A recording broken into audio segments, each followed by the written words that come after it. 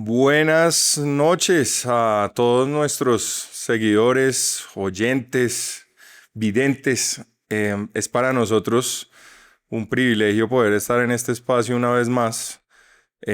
Como siempre, y de pronto si hay alguno que no nos estaba siguiendo con anterioridad, aquí estamos con el doctor Germán Vaca, compañero de batallas, con su humilde servidor Nicolás Almeida, aquí en compañía también de nuestro querido director, que se aventuró a acompañarnos en esta segunda temporada también, Álvaro Almeida. Muchas gracias, Álvaro, por su compañía, su paciencia y su dirección. Estamos con ganas, muchas ganas, obviamente, de iniciar con esta segunda temporada. Digamos que el trabajo que venimos haciendo es complejo porque sentarse aquí a proponer unos temas que de pronto tienen cierta complejidad técnica, ¿no? Y que son de cierto nicho, pues puede generar mucho aburrimiento, la verdad. Pero hemos tratado de llevarlo de una manera bastante suave, sencilla, fácil de entender. Y en ese sentido yo creo que pues estamos muy agradecidos obviamente con quienes nos siguen acompañando. Y por supuesto con quienes nos van a acompañar también en esta segunda temporada. Habrá, creería yo, Germán, gente que repita, tal vez de la primera, pero también estamos buscando, por supuesto, voces nuevas. Y adicionalmente, y aquí empiezan los spoilers, digamos que en esta segunda temporada vamos a tratar también de abrir un poco más la temática para no reducirla exclusivamente a temas del sector TIC, sino de pronto pues envolver otros sectores y otros cuestionamientos que son coyunturales, ¿sí? Entonces, bueno, Germán, bienvenido de vuelta. ¿Qué dice don Nico? Muchas gracias. Un saludo muy especial a nuestro director, productor y creador del podcast, Álvaro Almeida. Pues nada, Nico, yo creo que este proyecto, en algún momento dijimos que íbamos a hacer un par de capítulos, que íbamos a tener un par de amigos invitados, y le voy a dar algunos datos. En la primera temporada tuvimos 20 invitados. Nada más y nada menos. En donde hablamos desde telecomunicaciones puras y duras hasta temas relacionados con Antitrust 5.0, que por allá el doctor Belandia nos llevó a otro mundo, sí, hablando de eso. Es cierto. Pasamos por el mundo de los satélites y bajamos al mundo del cumplimiento de las empresas. Nos metimos al mundo de la sostenibilidad en las empresas. Con todos nuestros invitados cada uno de ellos fue muy especial. Y creo que esa primera temporada, que como digo, estaba programada para invitar a 3, 4 amigos a ver cómo nos íbamos sintiendo. Tengo que decir personalmente y se lo he dicho al equipo, que ha sido una terapia. O sea, a mi hermano y a mí. Sí, equipo, se los he dicho. No, pero tenemos por ahí también invitados especiales a veces que nos acompañan en el sofá. Eso sí es verdad. Hay gente que, para los que no sepan, a veces hay un detrás de cámaras y nos acompañan a veces personas aquí a grabar el podcast. Y está la tía Zoraida, no, tampoco, ahí vamos. Ha sido una terapia, especialmente cuando luego un día de trabajo uno diría que este espacio genera como más cansancio, pero realmente para mí ha sido una experiencia maravillosa y pues muy contento de que sigamos en la aventura, independientemente de hacia dónde vayamos. Lo importante es que es un programa entre amigos, es un programa en donde los invitados se sienten tranquilos, en donde pueden hablar de manera transparente los temas, y la idea es que en esta segunda temporada sigamos con esa tendencia. Tenemos sorpresas también de invitados con vasta experiencia en ciertos temas. Ya verán ustedes hacia dónde vamos, pero como decía Nicolás, lo más importante es que seguimos disfrutándolo y que vamos a contarles y vamos a hablar de temas adicionales, netamente aquellos relacionados con las telecomunicaciones y con los mercados digitales. Pero bueno, yo tengo que arrancar ahí porque pues en esta presentación inicial y estamos haciendo el recuento de todos los capítulos. Nicolás, ¿cuál fue el episodio en donde usted más estuvo compenetrado con el tema? Todos para mí fueron súper interesantes, pero en donde usted dijo, uy, no, esto está muy bacano, me gustaría que durara dos horas este capítulo. Pues teniendo en cuenta los antecedentes de bullying con usted, yo tengo miedo de responder esa pregunta. Sí. Pero permítame responderle como una reina de belleza. A mí todos me encantaron, la verdad.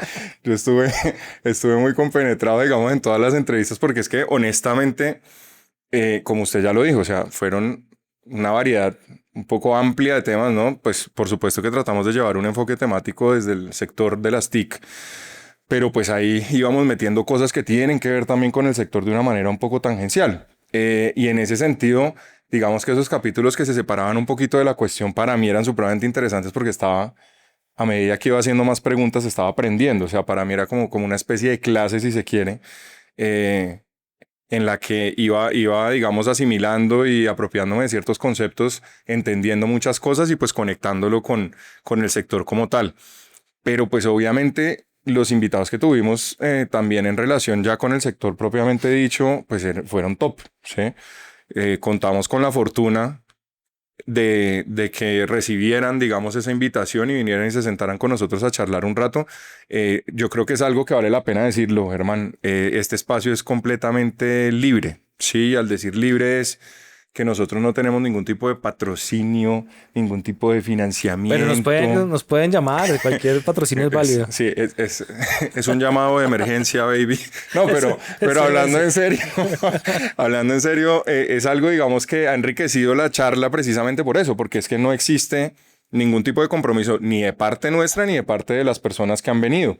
Sí, los que han venido a hablar han venido pues claramente por voluntad propia y han discutido temas que eventualmente pueden generar cierta ampolla, sí, hay que decirlo también. Hay cosas que generaron o comentarios que generaron algún tipo de rasquiña, de malestar en ciertos sectores, pero pues digamos que eso es normal en un espacio como estos donde se trata precisamente de opinar y de opinar libremente. Sí, entonces, para volver a la pregunta que me había hecho, me los gocé toditos, de verdad que sí, aunque hubo uno en particular que sí me marcó bastante, que fue el que grabamos con Julián Gómez. Sí, ese está porque, bien, claro, porque es que él se metió en un tema espectacular que tiene que ver con la evolución de la tecnología, y entonces él hablaba mucho de la guerra de los chips. Sí. Y entonces, hablando de la guerra de los chips, pues él hizo referencia a un libro que incluso busqué después del capítulo que grabamos y me lo leí. Y ese digamos que me marcó bastante, le aprendí muchísimo. Y creo que además ese librito de la guerra de los chips vale la pena releerlo un par de veces como para entender ciertas cosas a cierto nivel pues de la tecnología. Y es que yo creo que ese es como el gran mensaje de la primera temporada y del ADN del programa, y es probablemente cuando ustedes vean este capítulo y de pronto no han visto la primera temporada, ustedes van a darse cuenta que si, por ejemplo, les gusta el tema satelital, no tienen que verse todos los 20 capítulos que hicimos, claro, por supuesto, pero si ustedes cogen el tema satelital y ven, por ejemplo, el programa de Alberto Reyes, van a quedar con una información supremamente profunda, bien desarrollada, muy clara sobre el mercado satelital. Sí. Si ustedes quieren saber de sostenibilidad, que no es el eje, digamos, temático, pero invitamos a Vivian Puerta, que es una de las tesas a nivel nacional en este tema, van a quedar después del capítulo con la información necesaria, por lo menos para entender de manera clara sostenibilidad. Entonces, a lo que los invito, si no han visto la primera temporada, es a que escojan un tema de los que están ahí. Tenemos 3 capítulos de inteligencia artificial, incluso en 2 de ellos están posiciones opuestas, porque Juan David Gutiérrez es mucho más de regulación, mientras Torres plantea todo libertad como negocio.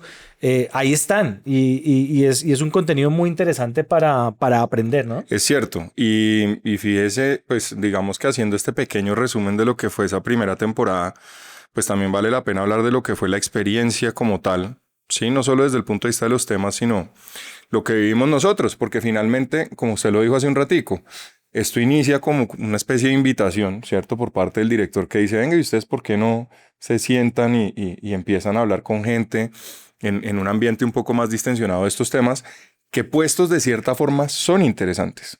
Claro, porque cuando uno está en ese ámbito, digamos, académico, acartonado, ya fuera de que el nicho es muy pequeñito, dentro de ese nicho como tal es mucho más pequeño porque la gente no le para muchas bolas al carretazo, por así decirlo. Entonces, claro, nosotros íbamos, digamos, viendo sobre la marcha qué podíamos ir haciendo.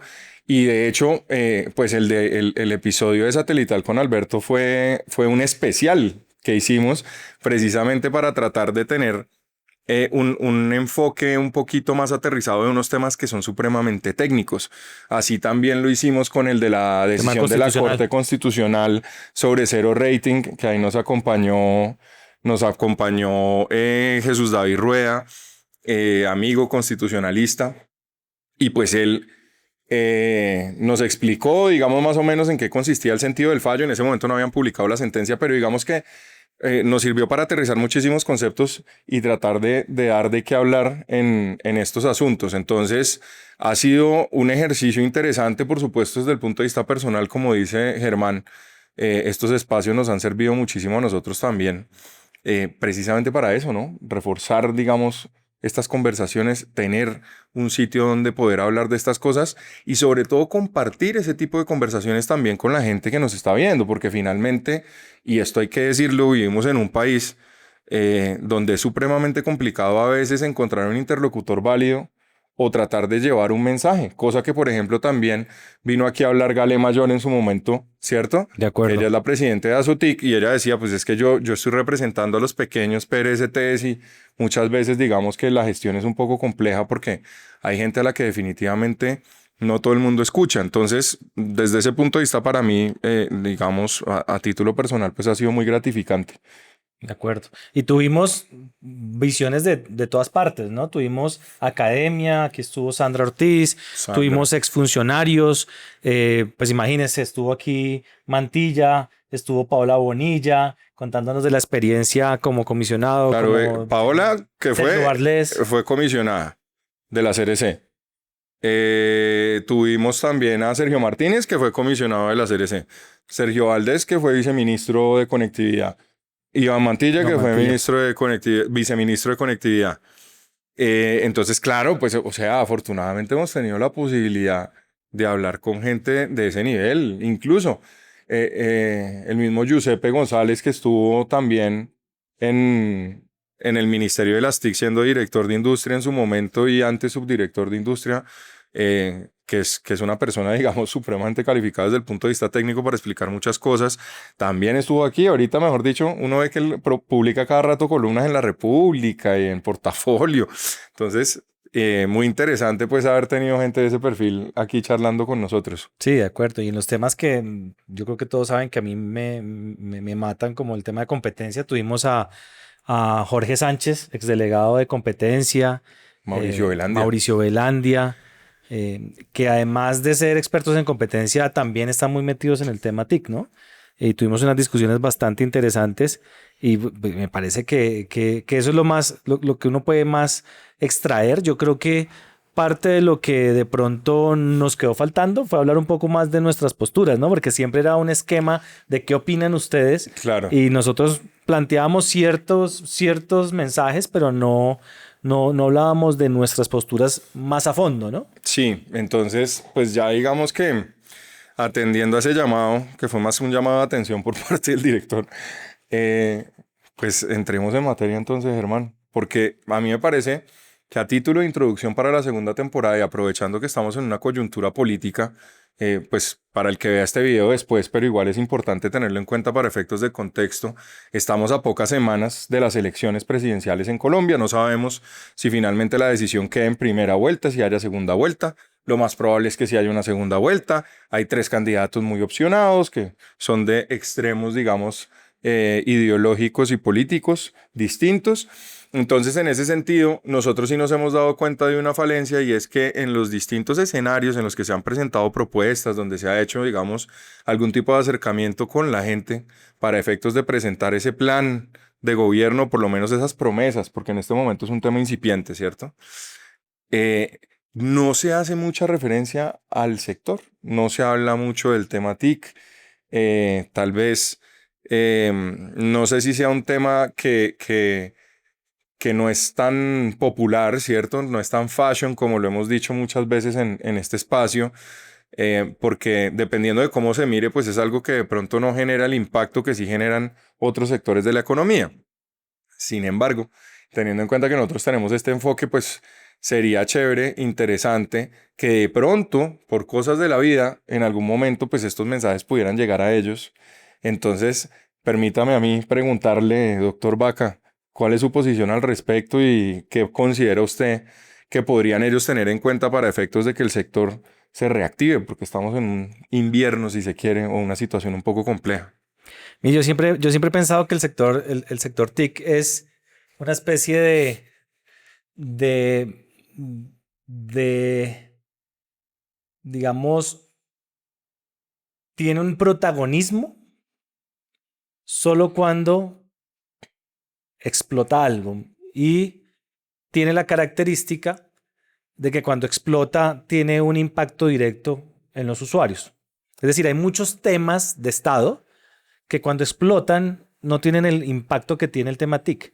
Eventualmente, si usted, y lo voy a decir, eventualmente si estamos hablando de reformas tributarias, todo el mundo dice que eso es terrible, pero el usuario o el ciudadano que está trabajando en la calle no tiene muy claro cuál es el impacto de la reforma tributaria para él. Pero cuando explota un problema de las telecomunicaciones, inmediatamente hay un impacto en el usuario final. Y lo vemos con, por ejemplo, lo que pasó ahorita con el tema del incremento de las tarifas para telefonía móvil. No se venía hablando del tema de la integración, no se venía hablando de nada de eso, pero cuando sube 3% el precio, ahí sí todo el mundo empieza a pararle bolas al sector. Entonces, esta pequeña introducción sobre el tema es que desafortunadamente cuando pasa, ya pasa algo que nos afecta a todos. Pero ¿sabe también yo qué creo que pasa? Que desafortunadamente todas las discusiones en torno al sector suelen ser iguales. Entonces yo creo que Se vuelve también, paisaje, dice usted. exactamente porque aburre mucho que siempre que se habla del sector se habla de lo mismo. O sea, por ejemplo, la palabra conectividad es una palabra que sin duda alguna siempre está en la mente de las personas, en el top of mind, como lo llaman los que se dedican al marketing y a todo eso. Porque claro, es que sin conectividad no se hace absolutamente nada. Pero entonces ya cuando usted le dicen siempre conectividad, conectividad, conectividad, ya la gente es como que se aburre, ya se vuelve como paisaje y dicen, pues aquí no están diciendo nada nuevo. Pero resulta que eso tiene una cantidad de aristas como O podemos ver despliegue. en todos los... Exacto, o sea, y es que la conectividad, digamos, no radica únicamente en tirar los fierros, hacer el despliegue de infraestructura, sino que eso tiene que ir asociado también a esa política pública, digamos, desde el punto de vista de la apropiación de la tecnología y todo eso. Que claro, en estricto sentido no es conectividad porque uno podría reducirlo solo a la infraestructura, pero que forma parte de eso porque si usted no tiene eso conectado, eso no tiene sentido alguno, ¿sí? ¿Para qué le va a llevar internet a la gente si la gente no tiene un computador, si la gente no lo sabe utilizar? ¿Ya? Entonces, eso creo que también afecta. Sí, es como eso y que hay que hablar también yo creo que hay algo de arrogancia en la forma como se hablan los temas del sector en Colombia. O no sé si es arrogancia o simplemente que es tecnicismo, no sé, pero no se ha podido llegar a transmitirle al ciudadano la importancia de esto. Y el ciudadano lo único que se queda es en que el celular le funcione bien, que tenga buena señal, Sí, que no se tenga le señal. caiga la No tengo señal señal. y que no le cobren tanto. Cuando el tema de telecomunicaciones o el tema de toda esta economía digital va mucho más allá. Y le pongo un ejemplo. Justicia, el tema de inteligencia artificial en justicia, digitalización del Estado, todo eso no se ha logrado transmitir al ciudadano. Se queda en discusiones burocráticas, en mesas de trabajo, se queda en literalmente los espacios que no encuentran un apoyo, digamos, de la ciudadanía. ¿Sí me explico? O en una aula, o en un evento en alguna universidad, o en el Congreso, pero realmente no se ha logrado transmitir en un lenguaje claro al ciudadano la importancia de estos temas. Yo creo, eso yo le diría a cualquiera de los candidatos que hoy en día están en la carrera y hay que entender bien de qué se trata esto, para dónde va cómo puede funcionar, porque incluso en temas de salud esto puede funcionar, ¿me explico? No, sin duda alguna. De hecho, en salud se están haciendo unas cosas interesantes desde el punto de vista de analítica de datos, big data, inteligencia artificial y demás. Pero pues yo creo que eso será objeto de un capítulo especial porque Sin duda. lo amerita. Entonces, lo primero sería el tema del lenguaje. ¿En qué lenguaje estamos hablando hacia la gente? Así es. Para no tratar, digamos, de manejar todo desde esa torre lejana del tecnicismo, ¿cierto? Y que la gente entonces sí comprenda de qué estamos hablando. Explicar de verdad cómo funciona el tema de que la antenita, que la conectividad, que cuando usted tiene 4 palitos, que no, esa vaina para qué sirve y con qué se come. Ese sería como la primera suya. Esa sería la primera, que está pegada y qué pena que yo sé que usted va a hablar, que está pegada con un tema que es también de responsabilidad ciudadana, pero también de las instituciones. Y es, las instituciones se han enfocado, en mi opinión, especialmente el ministerio, en que el bienestar en materia de telecomunicaciones es ponerles una antena en la mitad del pueblo a un pueblo alejado y que con eso ya están cumpliendo y esa es la banderita y van y se toman fotos, etcétera. Lo cual no es que esté mal. Lo que yo creo es que hay que dar un siguiente paso y es contarle a la gente qué puede hacer con esa herramienta, que es mucho más que simplemente empezar a bajar contenido.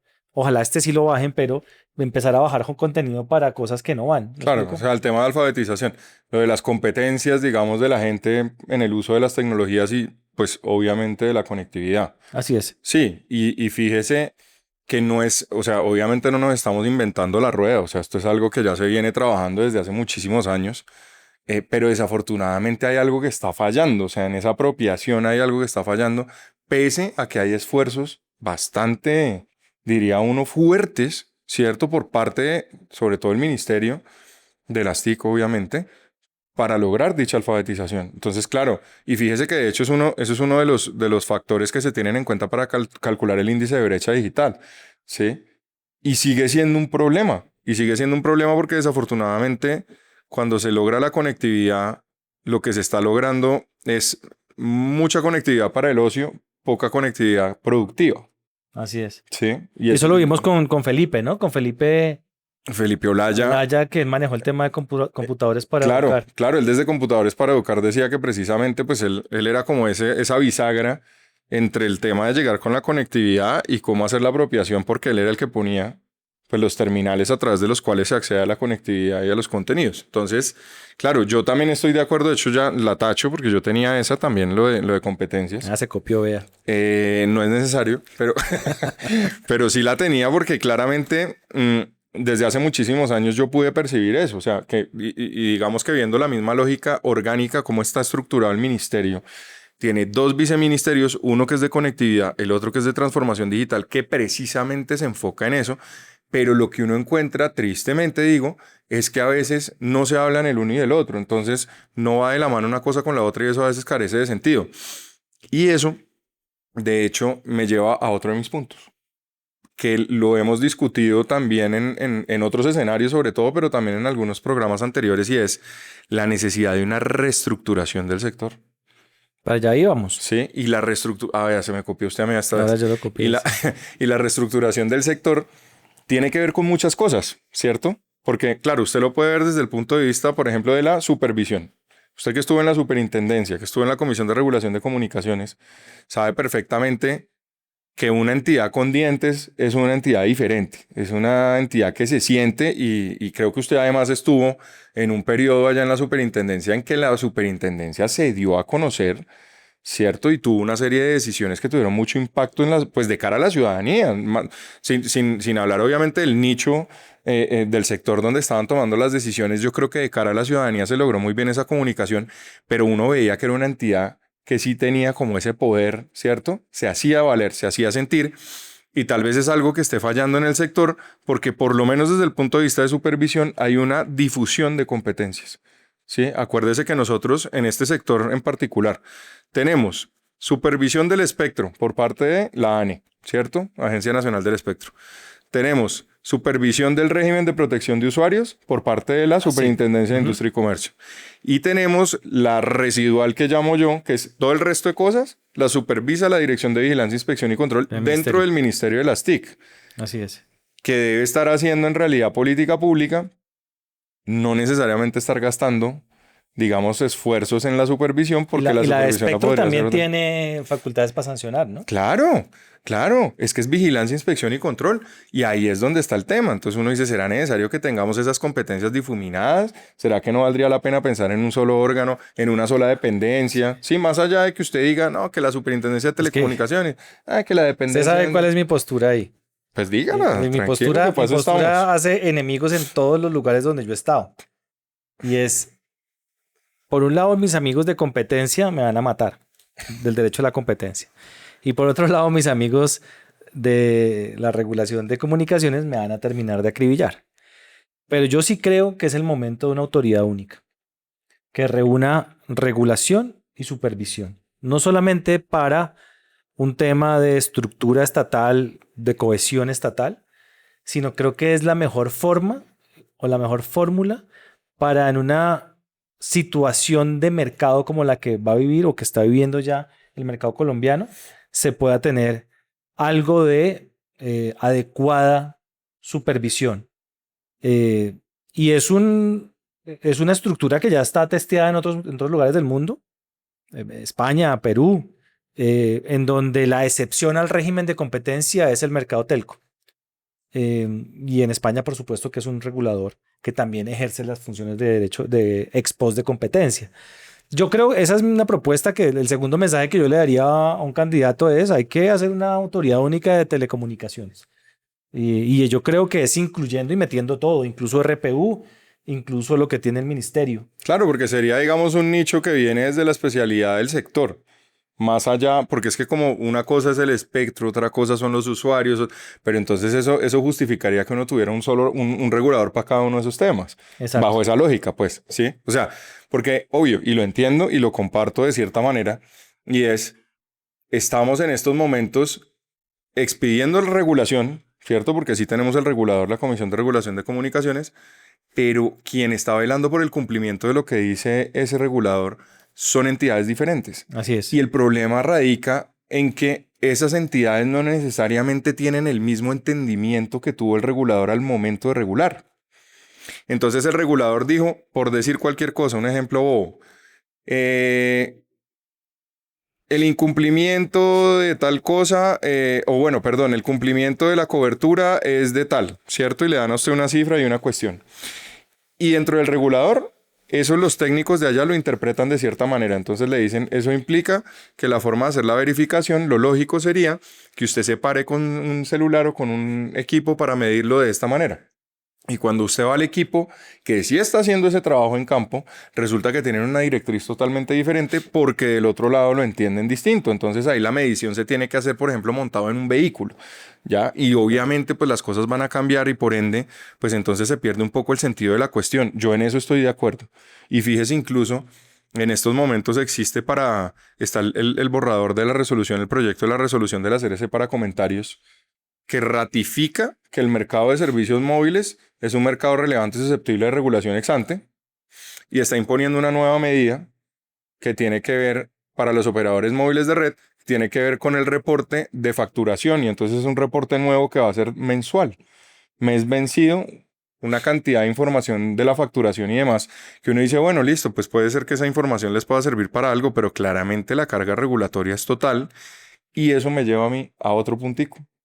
Y es algo que ni siquiera me estoy inventando yo, es algo que creo que dice la mayoría de personas que se han sentado acá y es que hay que bajarle a la regulación. Ah, sí. Hay que bajarle a la regulación. Buen punto.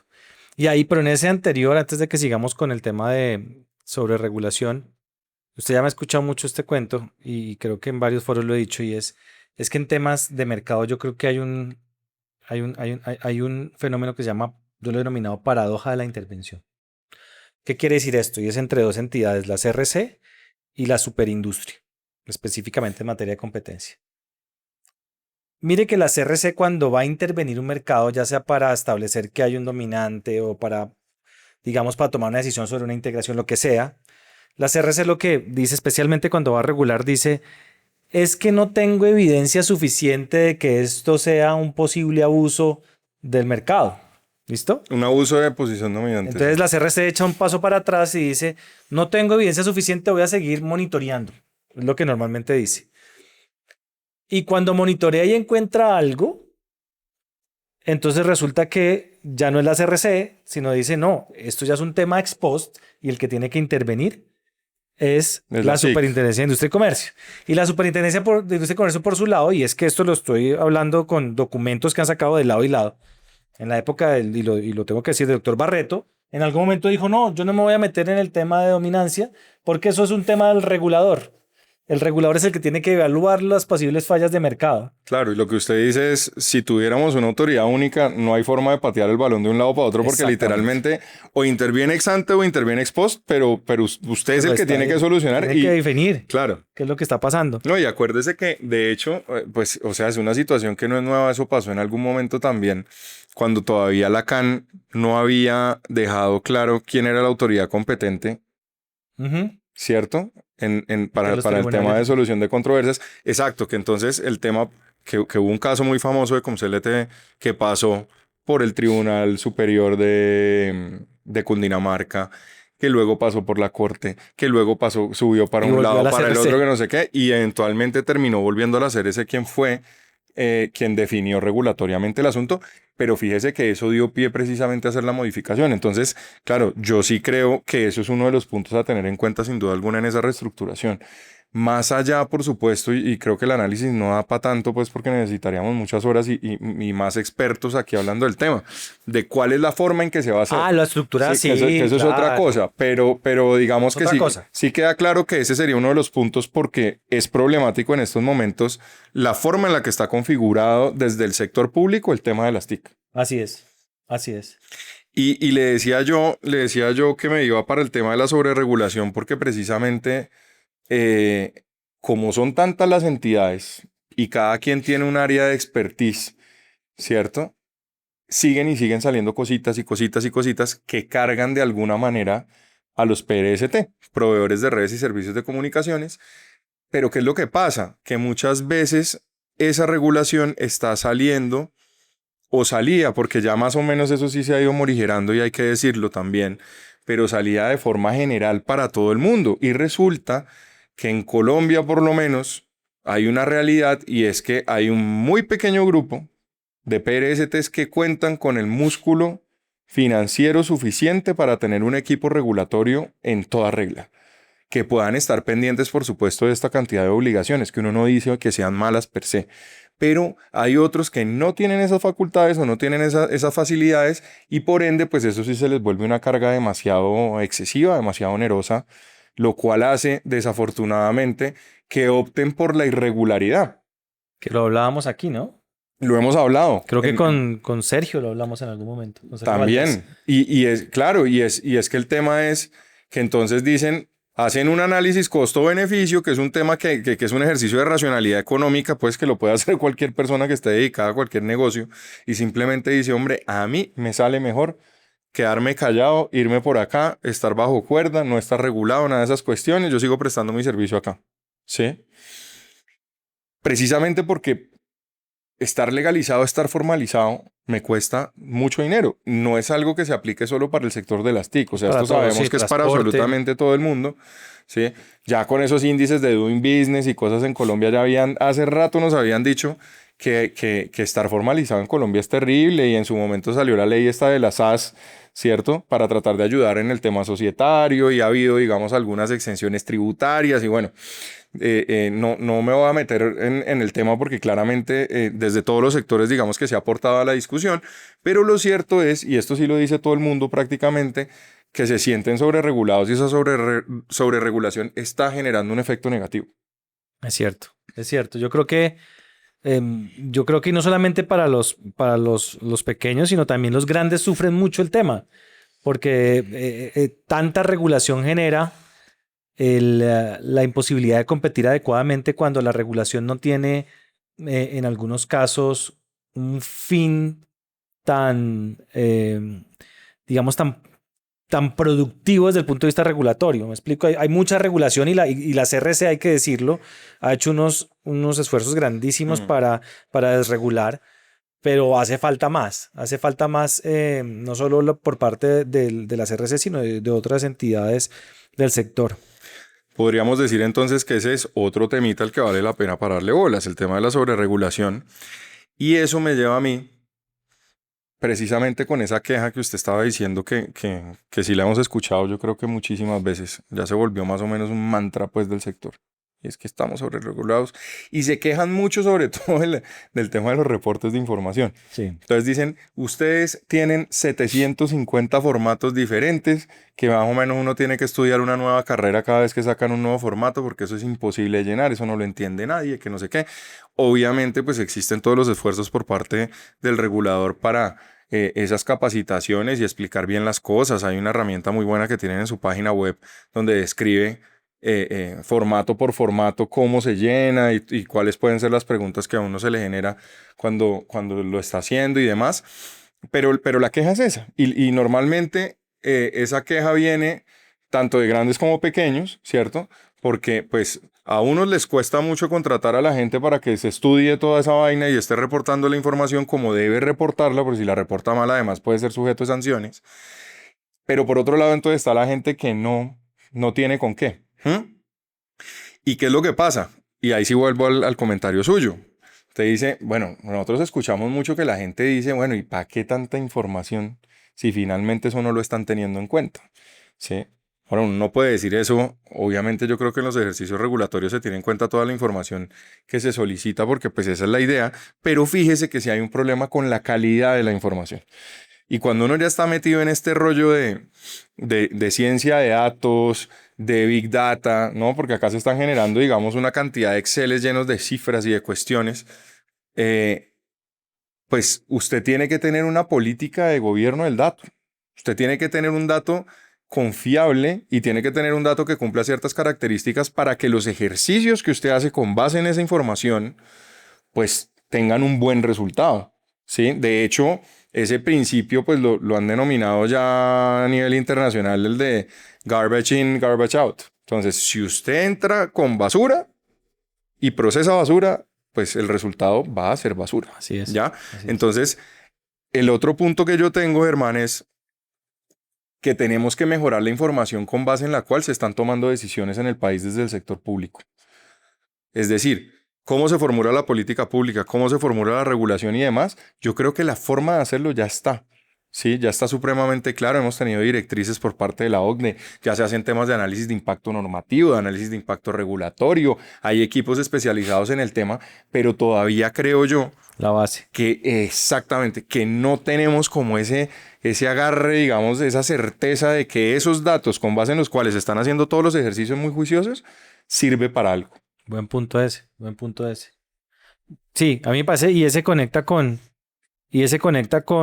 uno que yo tengo como estructural para los candidatos, y es el tema de la digitalización del Estado, porque parte de ese tema de depuración de datos tiene que ver con la ausencia de herramientas, digamos, de nueva era en materia de manejo de esos datos, en mi opinión, y de depuración y de recolección. Se han hecho esfuerzos importantes, pero yo creo que la digitalización del Estado es fundamental. Y ya yéndonos como al concepto general, no solamente el de información, para mí creo que llevamos mucha consultoría y mucho diagnóstico sobre lo que tiene que hacerse. Yo creo que hay que empezar por programas pilotos. Sí. ¿Me explico? Es decir, si la reforma a la justicia a través de inteligencia artificial, no sé, estoy pensando, por ejemplo, en los temas de incluso tutelas, insolvencias, las insolvencias que estamos viendo hoy en día, que se han multiplicado, son cosas que eventualmente se podrían manejar a través de inteligencia artificial. Yo no estoy diciendo que de un día para otro la rama judicial en toda su extensión, en toda Colombia, lo maneje, pero uno sí podría tener programas pilotos regionales, claro, en donde se proyecte una estrategia digital clara en justicia, por ejemplo, y en donde, ¿por qué no se den el lapo de utilizar inteligencia artificial? Respaldado, por supuesto, por un respaldo constitucional, lo que se tenga que hacer, pero en pequeños programas pilotos que es así como funciona el mercado digital. O sea, eso toca a través un poquito de la metodología de startup, de ver cómo va funcionando y tomar las decisiones de echar para atrás, pero eso solo se puede si lo hacemos en programas pilotos. De acuerdo. Si lo que queremos hacer es un gran proyecto nacional de digitalización y con inteligencia artificial y todos los 7 proyectos de ley y todo eso, vamos a seguir en la misma discusión 10 años más.